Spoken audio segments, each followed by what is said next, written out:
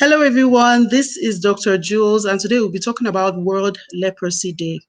Leprosy is something that is attacking like 600 people every day. I'll say the diagnosis is 600 people a day, and we have over 200,000 or so people suffering from it every year. So it's very important that we talk about it, and it's very important as well that we work with the theme of this year's awareness, which is to reduce the eliminate discrimination with people living with leprosy. But I'm not here talking about it by myself. I'm here with a consultant dermatologist, and she'll be taking our questions and shedding more light on today's topic. So we have with us Dr.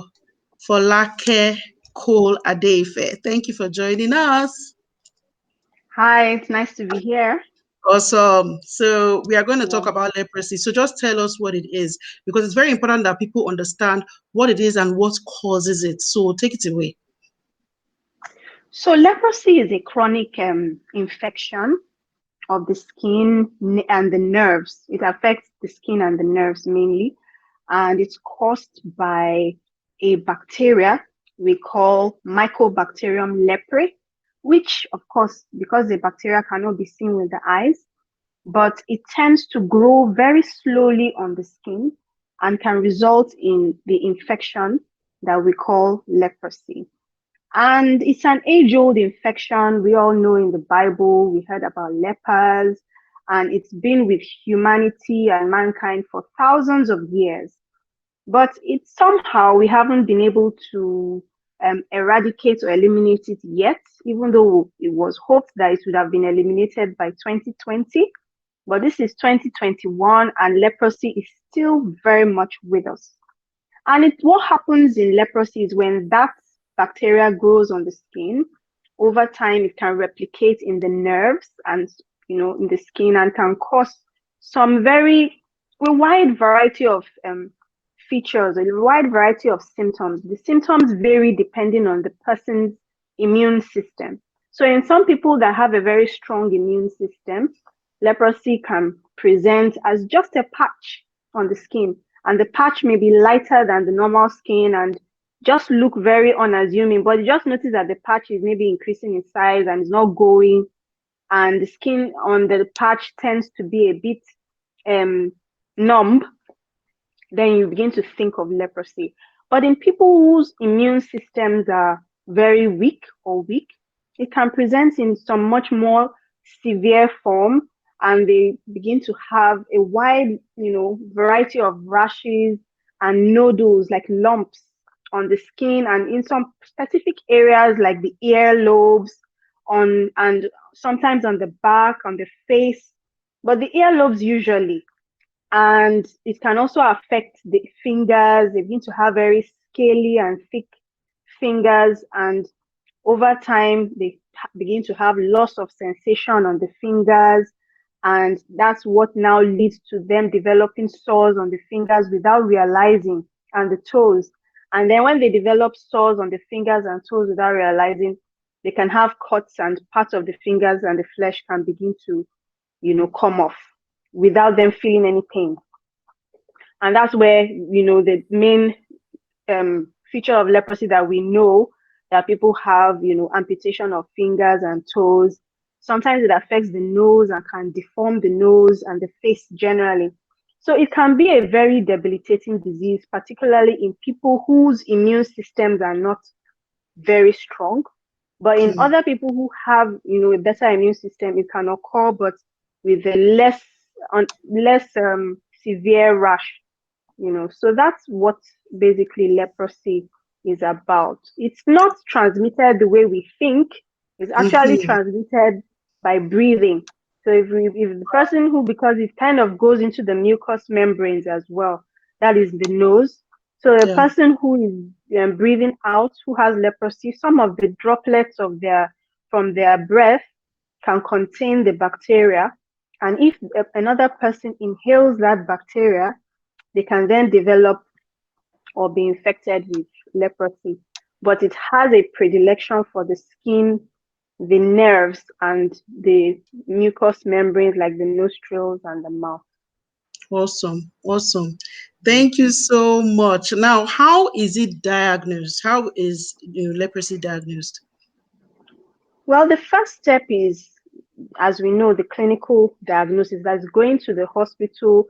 A person notices some rashes on their body, and then they go and see a doctor. The doctor can look at those rashes and look at the pattern, and some of the features of the rashes and be able to say this is likely to be leprosy. So, like I said, it has various features depending on the immune system. So, the diagnosis too will depend on what the person presents with. But a doctor, a health worker that is trained to recognize the different types of leprosy will be able to make a clinical diagnosis or be able to suspect leprosy just by seeing the skin lesions and features that the person presents with at the hospital. And then we'll go ahead to confirm this diagnosis by running a test. The test is called a skin slit and smear test, where they just take a pinch they make a tiny slit in the skin and take a little bit of the liquid that comes out and look at it under the microscope to check for the Mycobacterium leprae. That's what we call the bacilli because it's Yeah. like a rod-like bacteria. So that's how it's diagnosed. Once that is seen, the diagnosis is confirmed. Okay, beautiful. My question now is there's so many, there's so many misconceptions about leprosy. And one thing that is so baffling to me is that we have so many undiagnosed cases. Now, my question Mm. is, why is it missed? That is one. And the other thing is about the religious intonation or the cultural, smear that we have on this diagnosis. What can we do about it? From your professional standpoint? Well, the first thing is, like I said before, leprosy is an age-old disease that we grew up knowing about it, studying the Bible. It's been with us for hundreds of years. Yeah. And over time, new diseases have come up and have taken a lot of attention. And so most people are no longer focusing on leprosy as a disease. Also, because there was this um, culture of putting lepers in colonies, separating them from the regular society. So a lot of people did not have any contact with these people. Even health workers and doctors did not have much contact with them. And so over time, people have kind of forgotten about leprosy. And there hasn't been enough emphasis on it in probably medical training. So what we've discovered is that a lot of health practitioners now, they don't think about leprosy when they see a patient. And because of this, it goes undiagnosed quite a bit. So in the statistics say about 600 people are diagnosed with leprosy every day. But it also notes that there are probably a lot more that are not being diagnosed or the diagnosis is being missed. And this is also because, like we said, people are not considering it, and many health workers have actually probably forgotten what leprosy looks like because most people believe that it's a disease of, a mythical disease or it's a disease of old times, and we have more important diseases to focus on now. So it's sometimes overlooked and, underdiagnosed. There are lots of misconceptions because, in the olden days, people who were lepers were separated from society. And that is understandable because back then, there wasn't much treatment for such people. So it made sense that when they realized that this disease appeared to be infectious, then it would not be good for people who have it to live among the community or within the community. So they are separated. And that's understandable. But in today's world, we know that leprosy is curable and has very effective treatment. It can be cured with treatment. So there is actually no need to separate people with leprosy anymore. What Wow. needs to be done is for them to be um, diagnosed and treated immediately. And within 2 weeks or 3 weeks of treatment, of the right treatment, they can no longer infect another person with leprosy. And within a year of treatment, they can be cured. So leprosy is a Fantastic. very curable disease. And there's no need for people to have that stigma, or for Mad people with fear. leprosy to be separated from the society. Also, if it is treated early, they will not develop all those terrible um, complications like the Complications. fingers and toes being cut off or amputated, which can Mm, happen with long-term untreated leprosy. So the most important thing about leprosy is early diagnosis and treatment. And then they mm, can have normal lives, just like the way we have malaria or we have other fungal infections of the skin. People with leprosy can have normal lives and be treated and forget that they ever had leprosy. So it's wow. not, we shouldn't look at it the way it was, or deal with it the way it was dealt with in biblical days. Because in biblical days, they didn't have the treatment. But Yeah. now we do. So we should have a different approach to leprosy and to people living with leprosy. Fantastic. So, Yeah. I think on that note, I want to, as in, ask for your advice on, you know, treatment. Where do people go for this help? How do they locate the place where they can get the treatment? Is there a support group for them? Just a parting message so that anybody that's listening to this, any consultant that is out there, and based on the symptoms that we've Mm. explained, they are seeing a patient that they've been treating for probably keloids or some infection that is not going. Mm. They can then Yes, reevaluate that, diagnosis and yes, say, okay, this could be, leprosy. Let us, and very of course, true. it's exactly, and it's not just to tell the person, oh, it could be leprosy. At least there should be some sense of counseling in it, and not, Right. any fear, because most people would have the fears and the things that have been, will I say, imbibed in most people in our Yes, society, the stigma about very true. leprosy. So along with the diagnosis, counseling should play a very, very big role. And for Yep. people that are wondering where to refer those kind of patients to, what advice, or where would you advise, them to go? Well, what I would always say is if a health practitioner, if you are treating a person for a skin problem and you've treated the person the first time, the person comes back with that same problem, please refer the person to a dermatologist or a general practitioner who has special knowledge in dermatology, because we know that sometimes it may be dermatologists are not that many, but preferably to a dermatologist. Right now, the number of dermatologists in Nigeria is increasing. We have a dermatologist in almost every state, if not every state, but almost every state. And most times they are in the teaching hospitals. So it is important that people are referred to a dermatologist in the teaching hospitals. In Lagos, we have dermatologists in Luth, in Lasuth, and in Federal Medical Center, Ibutemeta, where people can be properly assessed for skin issues that, like as you say, they may be leprosy. And I want to implore health practitioners to refresh their knowledge on how to diagnose leprosy, because it's still very much with us. It's something that I can't go into, detail here, because this is not a medical webinar, but we are having one soon. But you can go to the books and refresh. For everyday people, if you have a rash that is, or a skin problem that is being treated by a general person and is not getting better, please ask to be referred to a skin specialist, a dermatologist, for a review. If the diagnosis of leprosy is made, it is not something to be worried about or ashamed about. As you said, it is 100% treatable and it is curable. So you don't need to, fret or feel like that stigma is there. And it is important to also have all family members or close contacts evaluated. So we do something we call contact tracing. If one person has been diagnosed with leprosy, we need to also look at all their family members, examine their skin to make sure that they do not have any early features of leprosy. So that contact tracing is also important. So people should not be afraid or be fearful of leprosy. It is something that can be easily treated.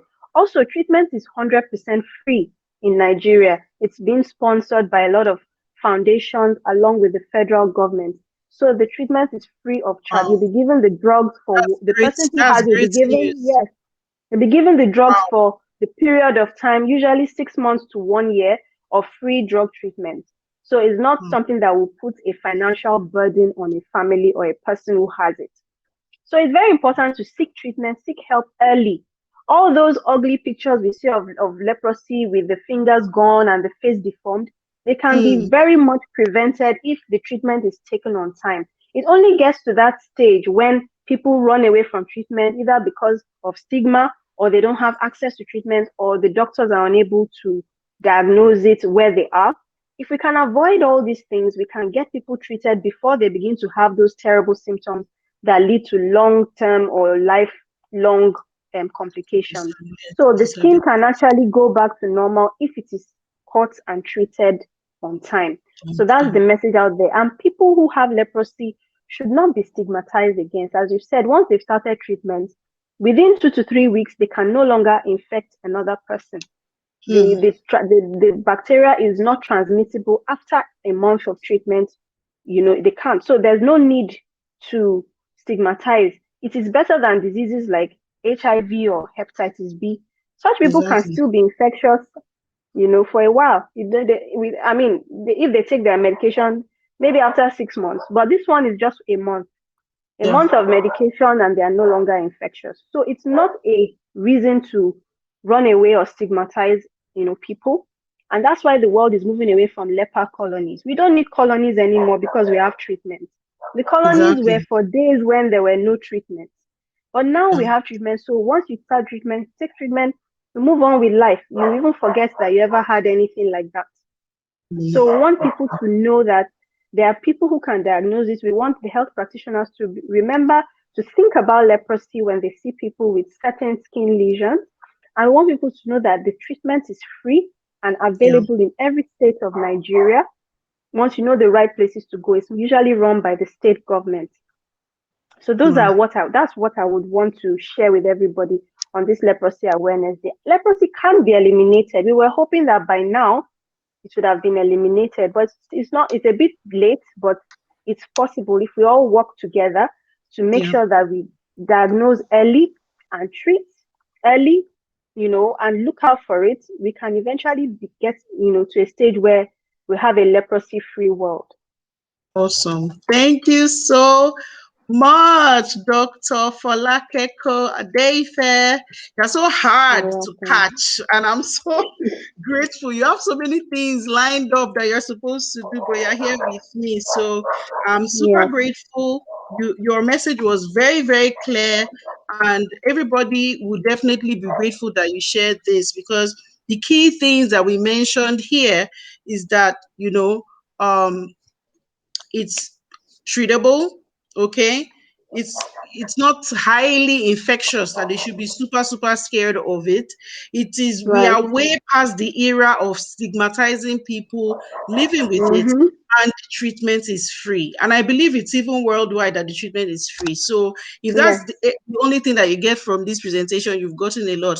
So thank you guys so much for listening. Share this information with every single person you know. And of course, if you follow me on my channel at official Dr. Julz, the links for all the webinars necessary for these topics and topics that is relevant to any particular time will be shared there. Thank you, Dr. Falake. Thank you. And thank you Bye. everyone for watching. Bye. Bye. All right. Thank you guys so much for watching. That has been our episode, and I look forward to having more of you on the channel. Okay, take care. Bye bye.